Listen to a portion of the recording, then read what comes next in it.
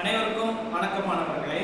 இன்றைக்கு நம்ம பார்க்கக்கூடிய தலைப்பு பார்த்தீங்க அப்படின்னா பேச்சு மொழியும் எழுத்து மொழியும். அதாவது தமிழ் மொழியானது நிறைய புதுமைகளும் பழமைகளும் நிறைந்த தனித்துவமிக்க மொழியாக இருக்கிறது. இதில் பார்த்தீங்க அப்படின்னா உலக மக்களிடையே அதாவது மொழிகள் இந்தியாவிலேயே 1200க்கும் மேற்பட்ட மொழிகளானது பேசப்படுகிறது அப்படிங்கிறது உங்க எல்லாத்துக்குமே தெரியும். அப்போ உலக அளவில் எத்தனை மொழிகளானது பேசப்படுது அப்படிங்கிறது பாருங்க. இது எல்லாத்துலேயுமே பேச்சு மொழிகள் எழுத்து மொழிகள் அப்படின்ட்டு இருக்கு. அதாவது பேசக்கூடிய மொழிகள் பேச்சு மட்டுமே இருக்கும், ஒரு சில மொழிகளுக்கு எழுத்து இருக்காது. ஒரு சில மொழிகள் எல்லாம் பார்த்தீங்க அப்படின்னா எழுத்துக்கள்ல இருக்கும், ஆனால் பெரும்பாலும் மக்கள் அதை பயன்படுத்தாதனால அதை எப்படி பேசணும்னே தெரியாம இருக்கும். ஸோ எழுத்து மட்டும் இருக்கும், பேச்சு இருக்காது. இப்படிப்பட்ட மொழிகள் எல்லாம் இருக்கு. ஆக நம்ம தமிழ் மொழியினுடைய சிறப்பு பார்த்தீங்க அப்படின்னா பேச்சு மொழியாகவும் இருக்கு, அதே சமயத்துல எழுத்து மொழியாகவும் இருக்கு. அந்த பாடத்தை பத்தி தான் நம்ம இந்த வகுப்புல பார்க்க போறோம். இந்த இரண்டு கூறுகளுக்கும் உள்ள ஒற்றுமையை பார்க்க போறோம். அதாவது பேச்சு மொழிக்கும் எழுத்து மொழிக்கும் இடையே உள்ள ஒற்றுமைகளையும் அதுல இருக்கின்ற வேற்றுமைகளையும் பத்தி தான் இந்த வகுப்புல நம்ம முழுமையாக பார்க்க போகிறோம் மாணவர்களே. அதாவது பார்த்தீங்க அப்படின்னா மொழியானது முதல்ல எதற்காக கண்டுபிடிச்சாங்க அப்படிங்கிறது பார்த்தோம். அதாவது நம்முடைய உணர்வுகளையும் கருத்துக்களையும் பிறரிடையே பகிர்வதற்கு கண்டுபிடிச்சது தான் மொழி. பிறகு அப்போ ஆதி காலத்தில் மனிதர்கள் என்ன பண்ணாங்க, தம்முடைய கருத்துக்களை வெளிப்படுத்துவதற்காக சைகைகளின் மூலமாகவும் ஒலிகளின் மூலமாகவும் தங்களுடைய கருத்துக்களை சொல்லிக்கிட்டே வந்தாங்க. இருந்தாலும் அதெல்லாம் ரொம்பவும் நுட்பமான முறையில் இல்லாத காரணத்தினால அவர்களுக்கென்று ஒரு மொழியானது தேவைப்பட்டது. அதனால தான் இந்த மொழியானது உருவாக மிக முக்கியமான கருத்தாக இருக்கிறது. அதாவது மொழி உருவாவதற்கான முக்கியமான கருத்து என்ன? நம்முடைய கருத்தை பிறருக்கு தெரிவிக்க உதவியதுதான் இந்த மொழி. அதாவது இந்த மொழியினுடைய தன்மை என்ன அப்படின்னா, இப்ப நம்ம பேசக்கூடிய மொழியானது ஒரு தலைமுறையிலிருந்து அடுத்த தலைமுறைக்கு எடுத்து செல்வதுதான் நம்ம ஒரு கட்டாயமான சூழ்நிலையில நம்ம இருக்கோம். தொடக்க காலத்துல மனிதர்கள் நாம் முன்பே கூறியது போல குழுவாக பிரிந்தார்கள். அப்படி தனித்தனி குழுவாக இருந்தனாலதான் வெவ்வேறான மொழிகளானது தோன்றி இருக்க காரணமாக இருக்கிறது.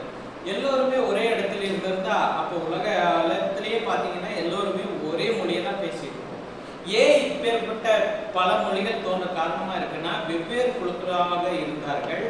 அவர்களுடைய நாகரிகமும் பழக்க வழக்கங்களும் இயற்கை சூழ்நிலைகளும் இப்படி வெவ்வேறு காரணங்களால வெவ்வேறு குழுக்களாக இருந்தனால வெவ்வேறு மொழிகள் ஆயிரக்கணக்கான மொழிகள் தோன்றியதற்கு ஒரு காரணமாக இருந்திருக்கிறது. மாணவர்களே, இப்போ பார்த்தீங்க அப்படின்னா மொழியினுடைய வடிவங்கள் பார்க்க போறோம். நம்ம தலைப்பிலேயே பார்க்க போல, அதாவது பேச்சு மொழி எழுத்து மொழி. மொழியினுடைய வடிவங்கள் இரண்டு. அதாவது எந்தெந்த வடிவங்கள்ல இருக்கு அப்படின்னா எழுத்து வடிவத்தில் இருக்கு, பேச்சு வடிவத்தில் இருக்கு. இப்போ முதலாவதாக பேச்சு மொழி. மொழியினுடைய முதல் நிலை என்ன அப்படின்னா, நம்ம வாயினால பேசப்பட்டு பிறரால கேட்கப்படுவதுதான் மொழியினுடைய முதல் நிலை.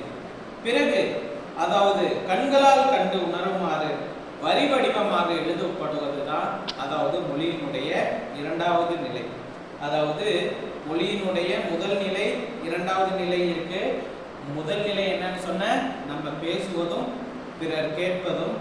பிறகு இரண்டாம் நிலை பார்த்தீங்க அப்படின்னா எழுதப்படுவதும் பிறரால படிக்கப்படுவதும் இரண்டாம் நிலையாக இருக்கு. அதாவது நம் பிறரினுடைய சிந்தனைகள் காலம் கடந்தும் நம்ம என்ன பண்ணிட்டு இருக்கோம், படிச்சுக்கிட்டே இருக்கோம். அதற்கு எழுத்து முடிவு தான், எழுத்து மொழி தான் மிக முக்கிய காரணமாக இருக்கிறது. இப்போ பார்த்தீங்க அப்படின்னா 100 ஆண்டுகளுக்கு முன்னாடி 500 ஆண்டுகளுக்கு முன்னாடி சங்ககால இலக்கியங்கள் அப்படின்னு எல்லாம் சொல்றோம். 2000 ஆண்டுகளுக்கு முன்னாடி. ஆக நம்மளுடைய முன்னோர்கள் நமக்கு தெரிவிக்க வேண்டிய கருத்துக்களை அதாவது தெரிவிச்சாங்க, சரிங்களா? ஆக அப்போ எழுத்து வடிவமே இல்லை அப்படின்னா அவர்கள் பெரிய அறிவார்ந்தவர்களாக இருந்தாலும் அவர்களுடைய அறிவும் நமக்கு புலப்பட்டிருக்காது. அதே சமயத்துல அவர்கள் என்ன நினைச்சிருக்கிறாங்க, அவங்க என்ன வெளிப்படுத்த வராங்க அப்படிங்கிறதும் நமக்கு தெரிஞ்சிருக்காது.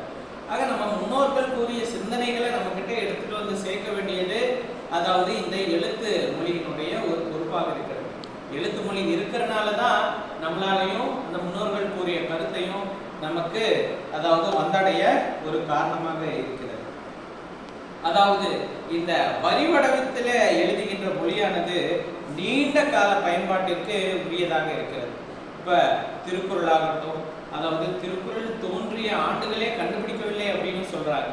ஆக எப்போதோ கண்டுபிடிக்கப்பட்ட ஒரு நூல், காலமே அதாவது கண்டுபிடித்தாலும் அதாவது எந்த ஆண்டுல அது கண்டுபிடிக்கப்பட்டது அப்படின்னு சொல்ல முடியாத ஒரு நூலாக திருக்குறள் இருக்கிறது. இன்றைக்கும் பாருங்க மாணவர்களே, நம்ம திருக்குறள் படிக்கிறோம், வள்ளுவரை பற்றி படிக்கிறோம், அவர் எழுதிய குறட்பாக்களையும் பொருளையும் படிக்கிறோம், எல்லாமே படிக்கிறோம். ஆக இந்த எழுத்து மொழியினுடைய ஒரு முக்கியமான அம்சமே இதுதான், நீண்ட கால பயன்பாட்டிற்கு உரியதாக இருக்கிறது. பிறகு உலகில் சில மொழிகள் பேச்சு மொழியாக மட்டும்தான் இருக்கு. மாணவர்களே, அடுத்த வகுப்புல இதனுடைய விரிவாக்கம், எந்தெந்த மொழிகள் பேச்சு மொழியாக மட்டுமே இருக்குது அப்படிங்கிறத பற்றியான தெளிவான விளக்கங்களை பார்க்கலாம். நன்றி.